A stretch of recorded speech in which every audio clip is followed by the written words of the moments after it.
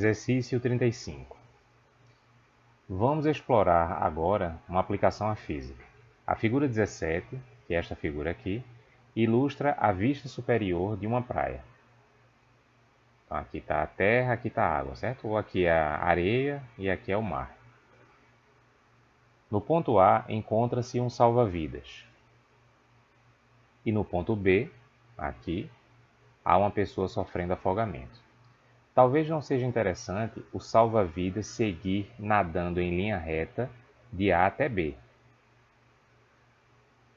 porque sua velocidade máxima na água é bem inferior à sua velocidade máxima em terra.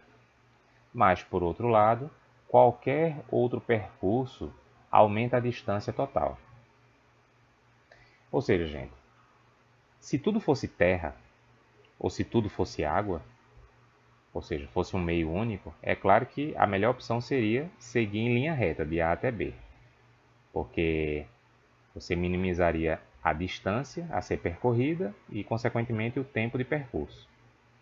Mas é que aqui o salva-vidas tem a opção de correr por terra até um determinado ponto e depois seguir a nado até o ponto de afogamento, em que tem uma pessoa se afogando, certo? Por que seguir em linha reta pode não ser a melhor opção?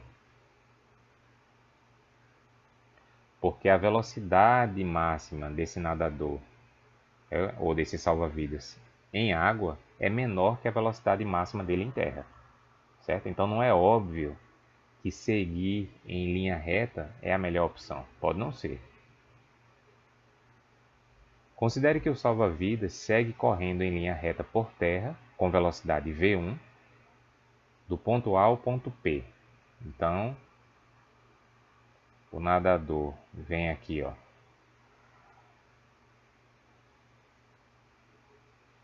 de A a P com velocidade v1, certo? E então segue a nado em linha reta até o ponto B, com velocidade v2. Então ele segue a nado de P a B com velocidade v2.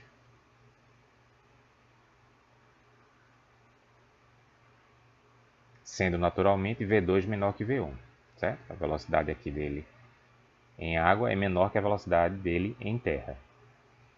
Encontre a posição do ponto P, que minimiza o tempo total. E aí é uma dica: expresse o tempo total de percurso em função de x, que é a distância que ele percorre em terra, mas observe que devemos ter, com significado físico, x maior ou igual a zero. Ok, então o tempo total, vamos escrever assim, ΔT total é o ΔT1, que é o intervalo de tempo para o percurso em terra, mais o ΔT2, que é o intervalo de tempo para o percurso na água. O ΔT1 é x sobre V1, tá? Cinemática básica aqui. X é V1 ΔT1, então ΔT1 é x sobre V1. Mais ΔT2 é a distância percorrida em água sobre V2. Só que essa distância não está explícita aqui. Vamos chamá-la de D, certo? Então, mais D sobre V2. Porém, aplicando aqui a este triângulo retângulo o teorema de Pitágoras, nós temos que D é a raiz quadrada de L2 ao quadrado, esse cateto, mais o comprimento desse cateto ao quadrado. O comprimento deste cateto é L1 menos x. Então, mais L1 menos x ao quadrado. Certo? Então, nós temos que este tempo total de percurso é 1 sobre V1x mais 1 sobre V2 raiz de L2 ao quadrado mais L1 menos x ao quadrado. E vamos chamar isso aqui de f de x, que é o tempo total de percurso, mas vai ser mais prático a gente trabalhar com f de x, tá? Em vez de ΔT total.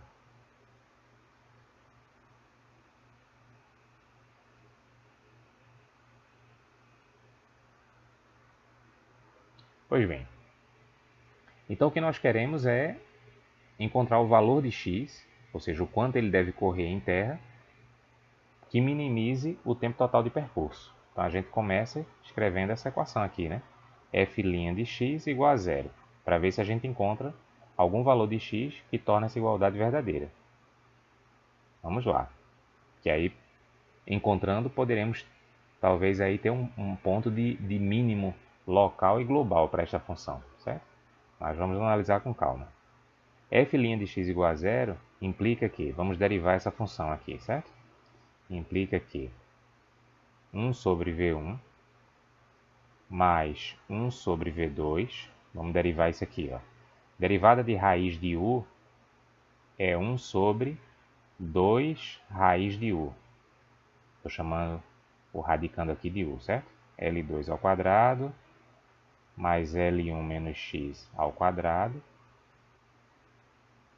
Então, derivada de raiz de U é 1 sobre 2 raiz de U, vezes a derivada da função interna. A derivada da função interna exige novamente a aplicação o cálculo dessa derivada exige novamente a aplicação da regra da cadeia, certo? Ficamos com 2 vezes L1 menos x vezes a derivada dessa função interna aqui. Então, vezes menos 1. Observe que nós aplicamos a regra da cadeia duas vezes, o que não tem nenhum problema, certo? Porque quando a gente precisou calcular a derivada dessa função interna, é um novo problema, para o qual a gente pode aplicar novamente a regra da cadeia, sem nenhum problema. Sim, aí continuando, isto aqui igual a zero, certo? Temos nossa equação aqui, que nós montamos e queremos resolvê-la para x.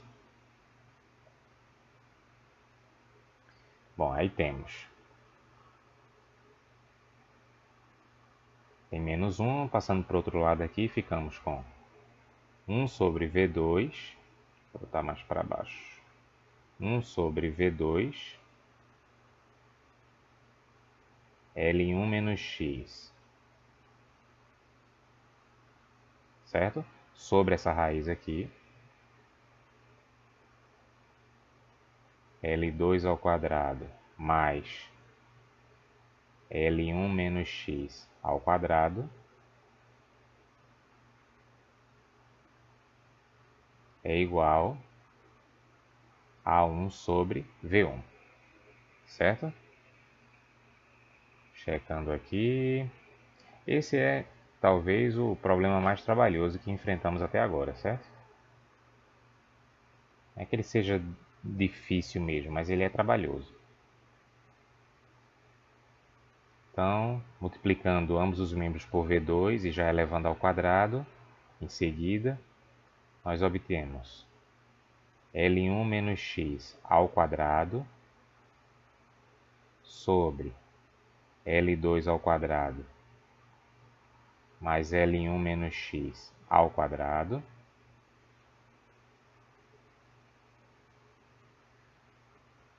é igual a V2 ao quadrado sobre V1 ao quadrado. Daí nós temos que V1 ao quadrado, passando para cá, né? L1 menos x ao quadrado é igual a V2 ao quadrado, que multiplica tudo isso, mas vamos multiplicar separadamente esses dois termos. V2 ao quadrado, L2 ao quadrado, mais V2 ao quadrado, L1 menos x ao quadrado. Daí nós podemos reunir L1 menos x ao quadrado E aí nós ficamos com V1 ao quadrado menos V2 ao quadrado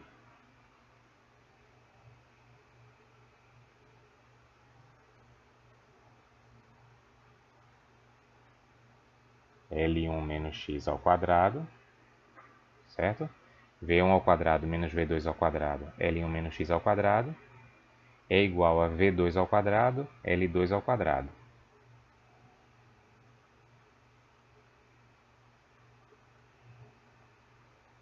Daí, L1 menos x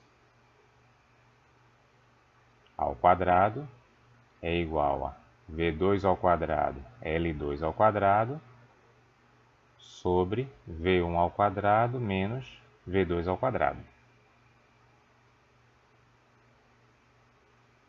E aí, tirando agora a raiz dos dois lados, nós temos que L1 menos x é igual a V2L2 sobre raiz de V1 ao quadrado menos V2 ao quadrado. E continuando, temos que x é igual a L1 menos V2L2 sobre raiz de V1 ao quadrado menos V2 ao quadrado. Pois bem, chegamos a este resultado aqui, ó, certo? Montamos essa equação, lembra que f de x é o tempo total de percurso, e queremos encontrar o valor de x que faz com que esse tempo, ou para o qual esse tempo total de percurso é mínimo, certo? Que é o que nos interessa nesse problema. Daí nós começamos montando essa equação, f' de x igual a zero. Resolvemos essa equação, ela tem como solução um único valor de x. Aí vocês, então será um mínimo, né? Antes de nós fazermos o teste da derivada segunda, nós devemos olhar para o seguinte, ó, até atendendo a essa dica. Veja, isso aqui é uma quantidade positiva, certo? Não temos nenhum problema com essa raiz, porque V1 é maior que V2, e portanto essa diferença é positiva. Então, sem nenhum problema com essa raiz. Esta quantidade é positiva, L1 menos uma quantidade positiva é menor que L1. Então, esse x é menor que L1, como teria que ser, né? Mas é que o x tem que ser maior que zero. Porque não faz sentido, certo? A gente tem certeza que o tempo de percurso não será minimizado com o salva-vidas primeiro se distanciando aqui pela praia para depois retornar, certo? Então precisamos que o x seja maior que zero. Para o x ser maior que zero, isto aqui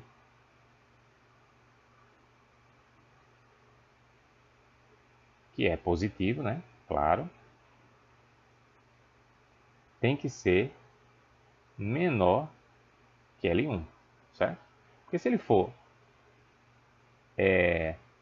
igual ou até maior que L1, né? Se ele for maior que L1, L1 menos essa quantidade vai ficar negativo. O que, que seria um x negativo? Significa que ele teria primeiro corrido aqui para a direita, ou salva-vidas, para depois voltar. Aliás, para depois voltar não, né? Eu falei voltar, mas sem prestar muita atenção aqui. Ele teria aqui primeiro se distanciado e depois seguido a nado. Veja, isso não faz o menor sentido, porque imagina que primeiro ele sai de A para cá, e a partir daqui ele segue a nado até B. Isso jamais poderia diminuir o tempo total de percurso, né? Porque se primeiro ele sai de A para este ponto, certo? E depois, a partir daqui, ele segue a nado, veja, ele vai gastar mais tempo só nadando do que ele gastaria se ele já fosse a nado direto do ponto A. Certo?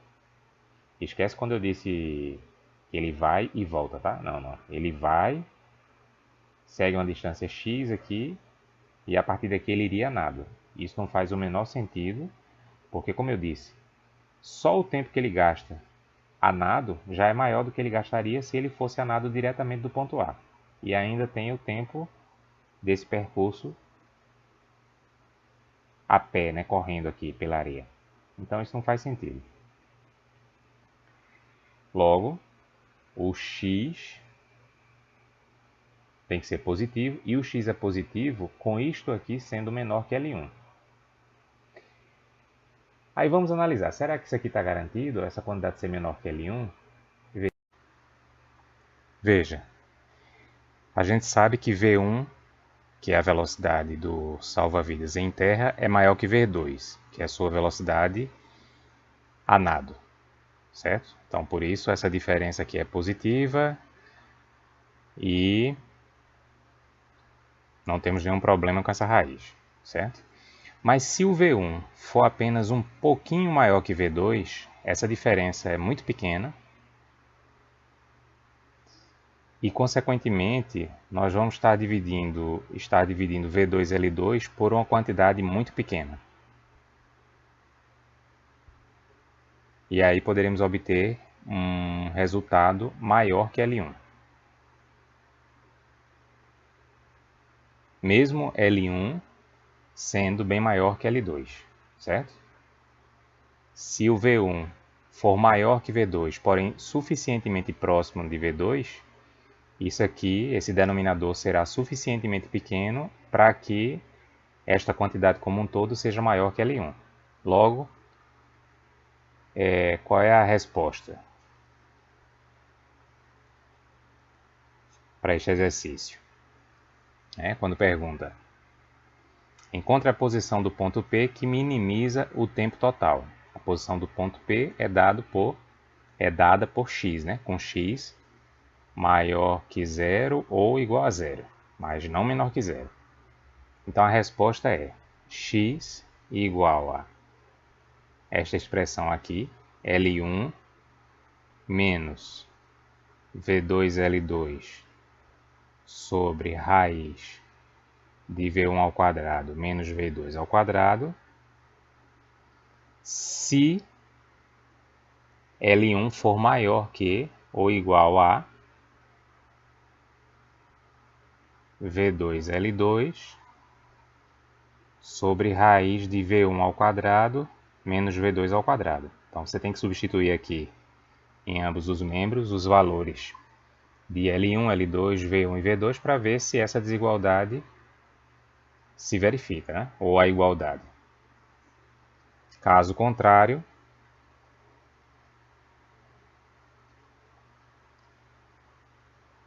o x deve ser igual a zero. E neste caso significa que é vantajoso o salva-vidas e ir do ponto A ao ponto B direto, a nado. Certo? Veja que interessante. Se V1 for muito maior que V2, nós teremos aqui um denominador grande e para L1 e L2 de valores comparáveis, nós teremos esta quantidade menor que L1, certo? Então, só para dizer que só será vantajoso, o tempo total de percurso só será mínimo indo direto a nado, de A até B, se o V1 for apenas um pouquinho maior que V2. Certo? Pensa um pouco nisso.